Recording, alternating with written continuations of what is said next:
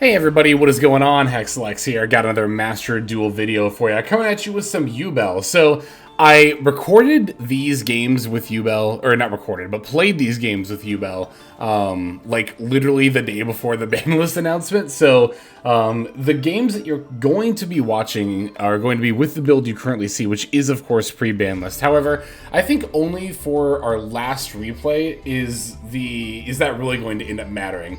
Having the third Phantom does come up in that game and it is quite important, but that's the only one where it's going to really end up mattering. I think for a build like this, well, that's the thing about, like, you know, ban list builds, right? And just updating builds in general, like, because I was about to say, like, oh, you can make some really easy changes to a build like this, right? Just take out, oops, not both of them, just take out one of the openings, one of the Beckoning Beasts. You really don't even need to be playing 3 anyway, and then one of the Phantoms, and that's already 40 cards, and then you could just throw on like a second Yama, you know, to get back up to 15, and maybe call it something like that, right? But I actually don't really like updating decks this way. I've talked about this a little bit in the past, but if I ever have to update a deck, I literally just delete the current build and I start from new. Because I don't know how many of you are familiar with the idea of the Ship of Theseus or Ship of Theseus.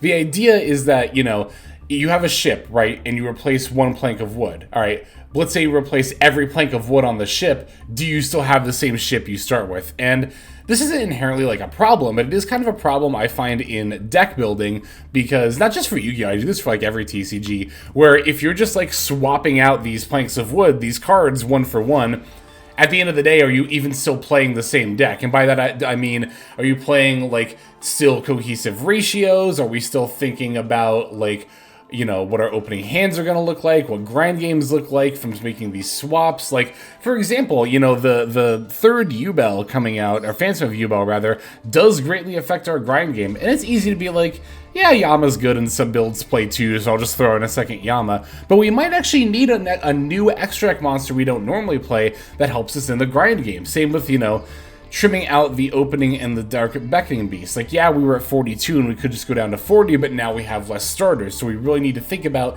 do we need to be playing more starters? Is it best to stay at 40? If we are staying at 40, do we not want to play, you know, Gamma, so that way we're not drawing Driver as often, etc., etc. There's a lot to think about when it comes to making these changes within a build. And again, that's why I much prefer to just start over from scratch. But if you did want to make quick adjustments to the build that, you know, I'm going to be featuring today, then I guess that would be the way that I would do it there, right? So I really don't feel like Yubel changes a whole lot post-ban list. I feel like the loss of the third Phantom is going to be what you feel the most, because the average Yubel turn 1 combo line does use both Phantom, you know, on turn 1. So Yubel players are really going to have to think about, you know, is there an alternative line that only uses the one Phantom so you can save the other for later, or do we simply accept that we're going to use both Phantoms on turn 1 and try to recycle them later, or try to get to the game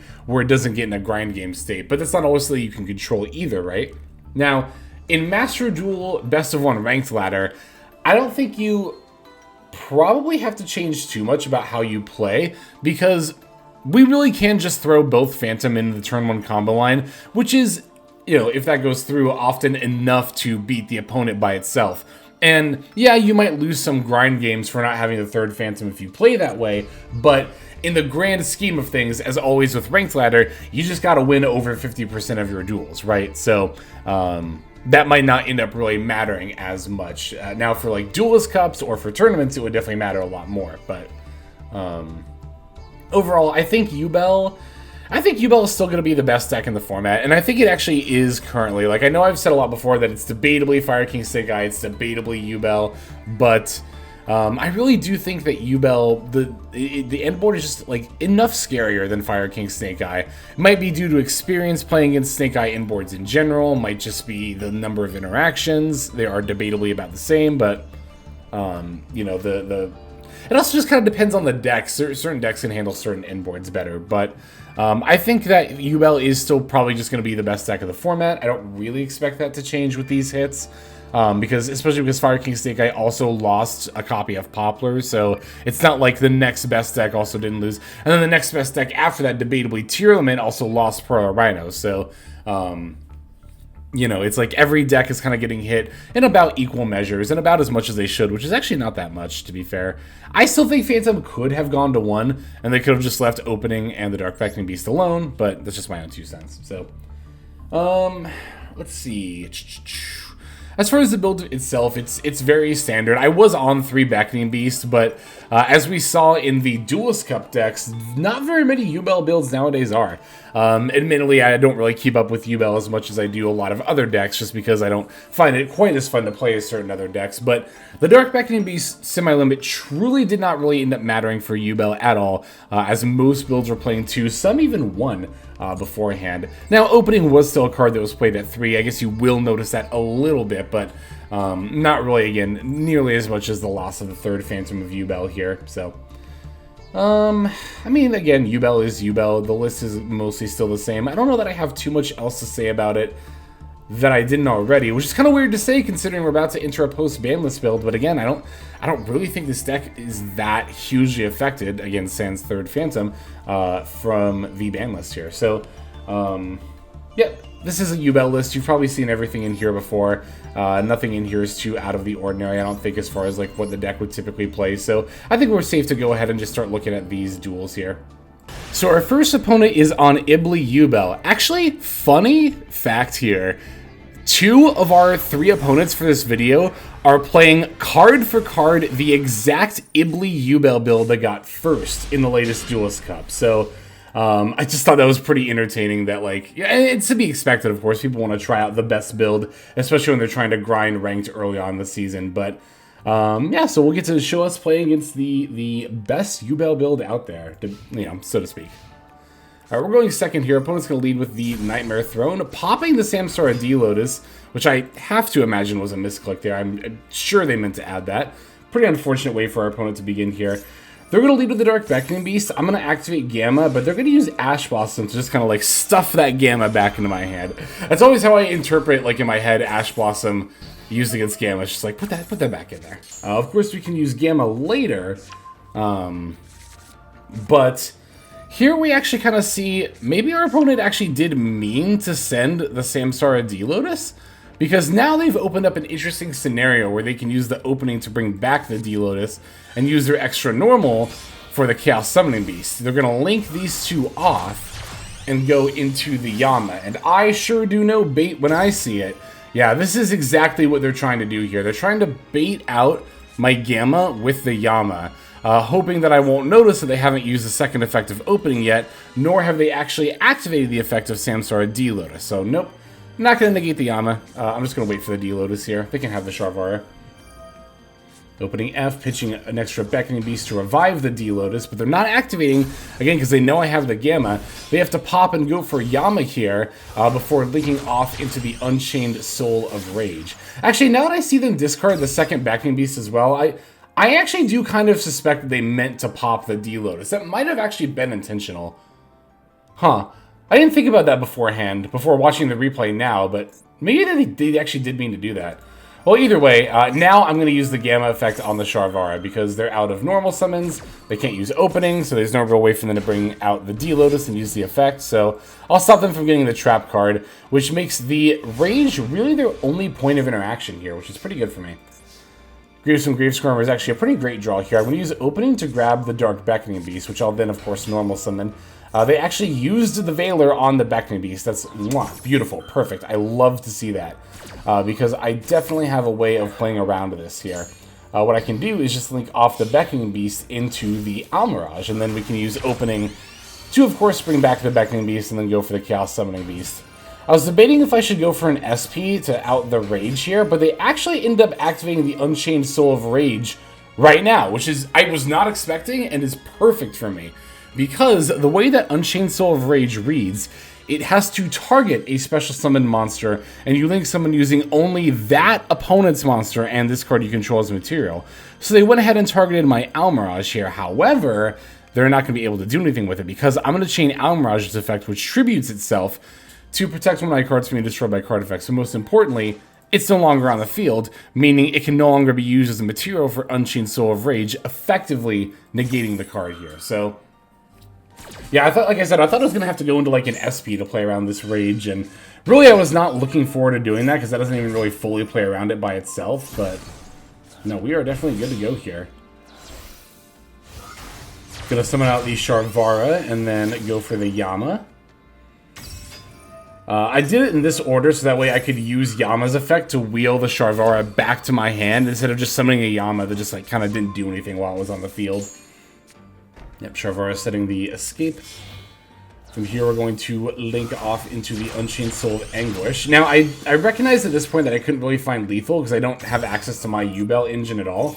The only Yubel card I have here is Gruesome Gravestormer, which of course doesn't like, you know, do Yubel plays by itself. So I decided to go for the A-Bomb here. I was like, it's either going to be A-Bomb or Access Code Talker, and I never really summoned A-Bomb in this deck. It still accomplishes the thing I wanted to do of popping the opening, so like, why not? Let's go for it. Gonna smack him for 3k, end phase, get to pop the opening. I did, however, forget, and this is a minor misplay on my part, I forgot about the Yama effect. I didn't realize that would proc if I popped a spell or a trap card. I thought it was only monsters, so they do get the Rage back here, which is less than ideal. And to be fair, if I had gone for the Access Code Talker, I could have popped the spell or trap card and then also popped the Rage. The Rage is a hard once per turn, so it's not like they could have linked off with my Access Code during the same turn in which they tried to do it with the Amirage, right? So in hindsight, I should have played it out that way. However, it's not really going to end up mattering here because they're just going to pass anyway. Rage can only be used during the opponent's main phase, and then I can just pop it with the A-Bomb.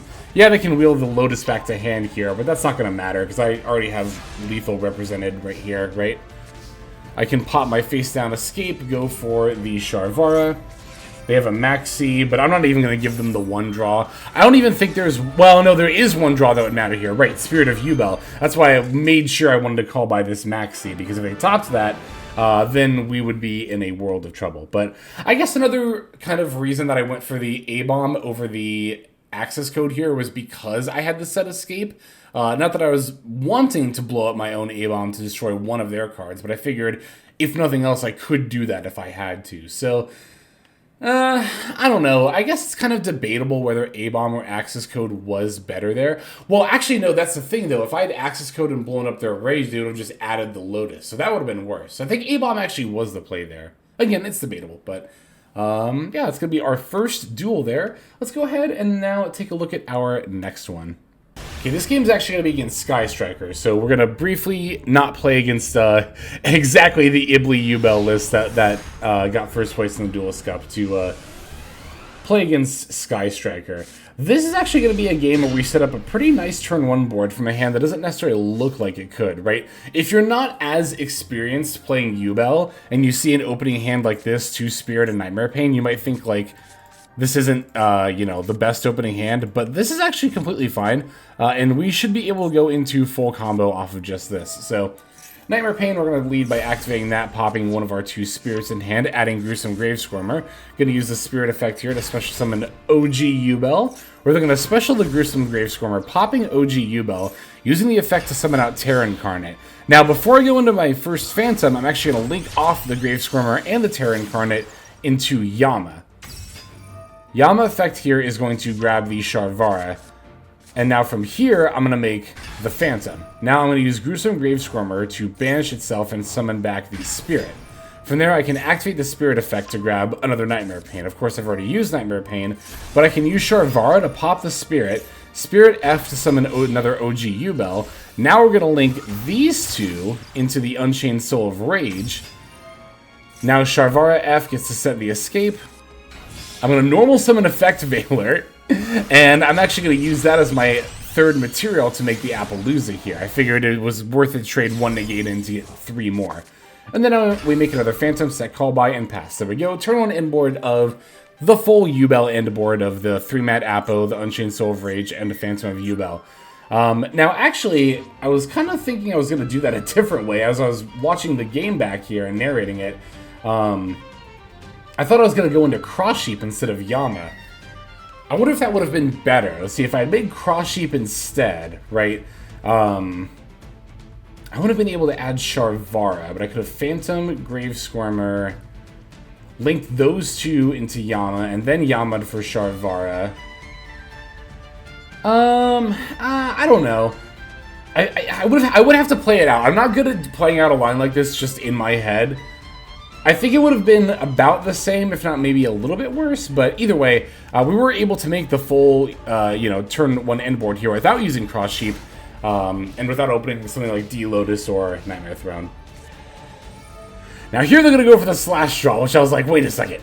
Is this a weird FTK? So for those who don't know slash draw, this is like... It's like budget Upstart Goblin. This is not the first Sky Striker deck I've seen on this, but if they happened to get a slash draw here, they would just blow up my field and kill me. But thankfully, they actually milled the other two slash draws off of this one's effect, so... Whew, kind of dodged that bullet there. But yeah, slash draw is like... The way that Sky Striker tends to use it is like a budget bad Upstart Goblin. It's basically Upstart Goblin that requires a discard, in the grand scheme of things.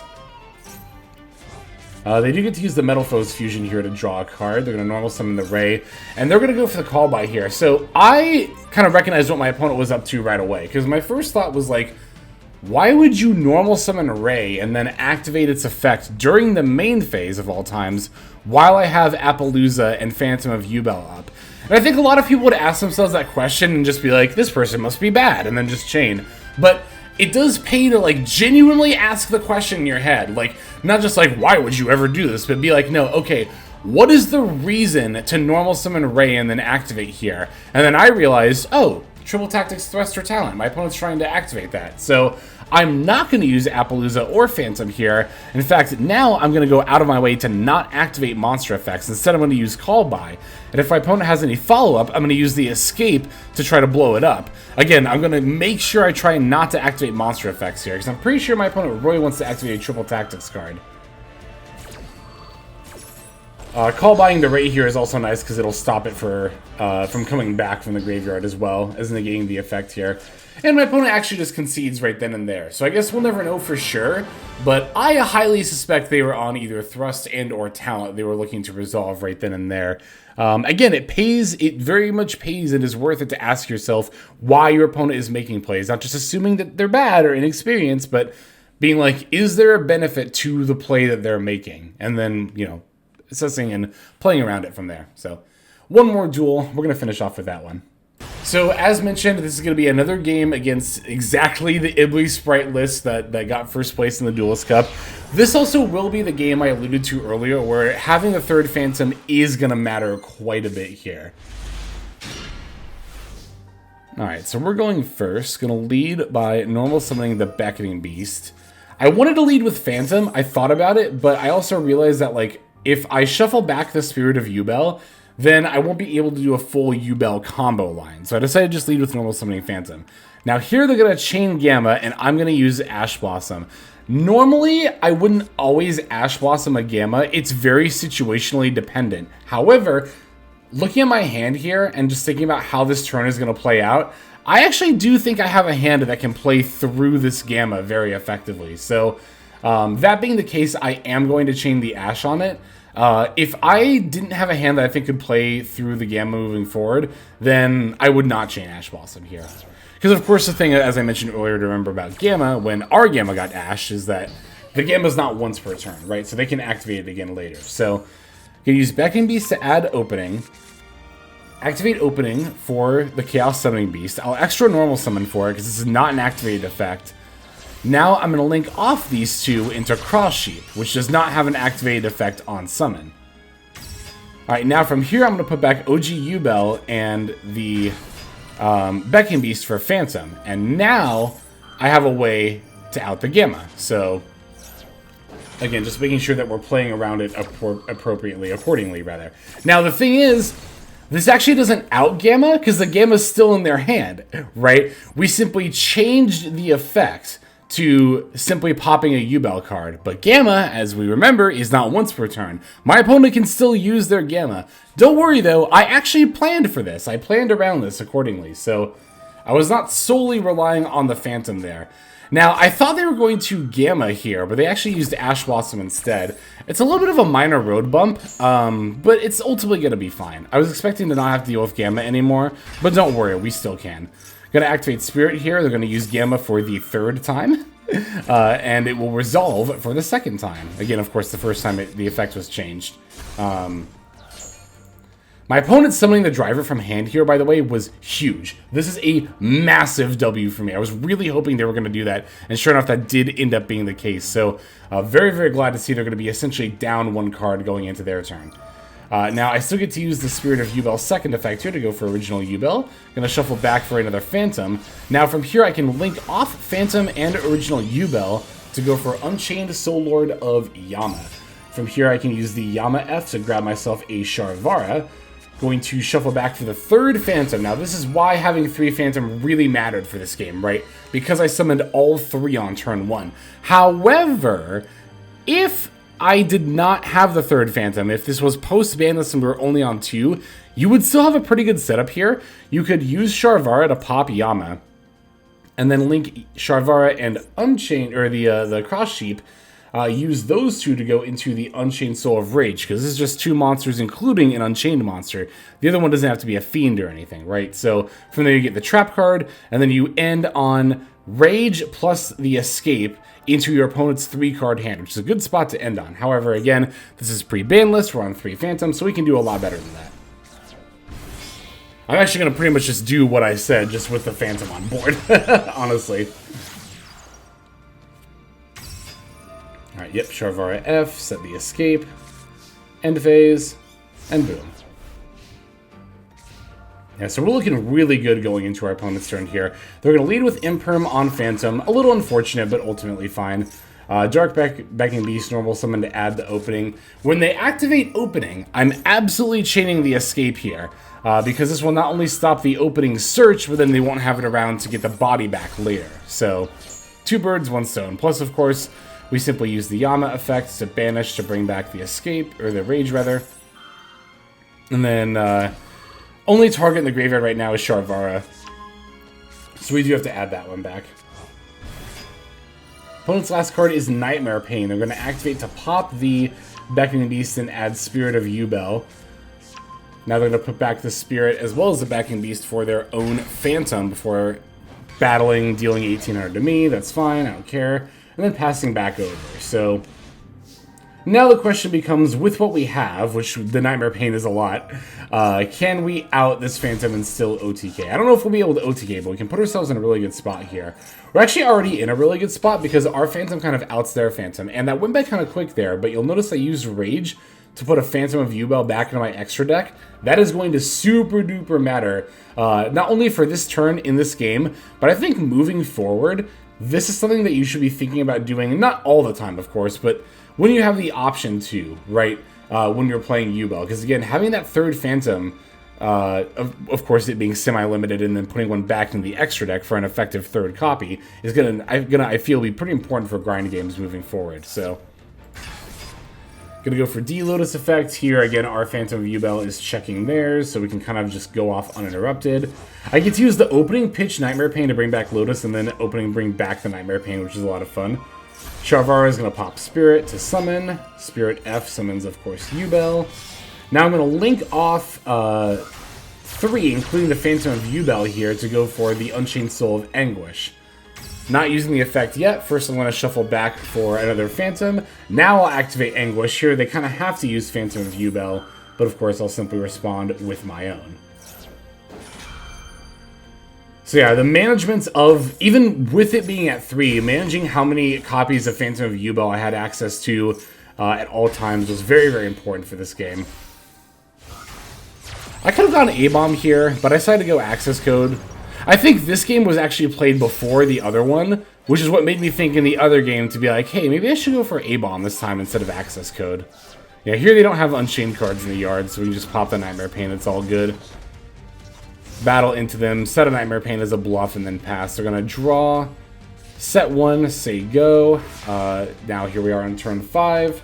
I'm going to use the access code F on the face down here, and I'm very glad that I did, because it ended up being imperm. If I had just swung in, they would have been able to live a turn by impriming the access code and staying at 400 life points here. Of course, imperm can't be chained to access code because, well, nothing can once it activates the effect. So we're able to pop the imperm and secure the victory. Whew, that was a very, very nice duel there. I think both of our games against the I Sprite, or I keep wanting to say Sprite for some reason, against the I Yubel list were both pretty good there. And both games showed effective use of playing with and around Gamma, so I think that was kind of cool too. Yeah, I will definitely come back with a updated post-ban list build either after or closer to the ban list for Yubel, so definitely stay tuned for that. Thanks again, as always, for watching. Super appreciate you, especially coming to the end of the video like this. But yeah, let's go ahead and just move on now to our outro. Hey everybody, Hexlex here. Just want to give you a huge thanks for watching all the way to the very end of the video. Believe it or not, that is actually one of the best ways that you can support the channel, is by watching the videos in their entirety. But there are many ways in which you can support the channel if you are so interested. The names that you're seeing on screen here, I gotta give an extra special thanks to, because these are people who have chosen to either become a member on YouTube, which if you're interested you can do as well via the join button next to the subscribe button down there, or have signed up over on Patreon and become members there. Link to that is going to be in the description below. Without the support that is being offered by, again, all the people that you're seeing on screen right here, I would not be able to take the time to dedicate to uploading daily YouTube videos. So thank you so very much. But there are also other ways you can support as well. Again, link to the description below. If you like my deck tracker that you'll see in a lot of my videos, the Untapped Companion, you can download that for free, and if you use my affiliate link down there, then that also goes a long way towards supporting the channel. That's, again, free. So is subscribing here on YouTube. That's also free and a huge way to support. You can also check out Twitch, once again linked in the description below. Following and subscribing over there will not only support as well, but also give you notifications of when I go live if you want to catch some of the live streams. But really, no matter how you choose to support, it all adds up, and it all definitely means the world. So thank you, each and every one of you. For now, this is Hexlex. I'm going to be signing out. But more than that, I'm hoping that you have a fantastic day.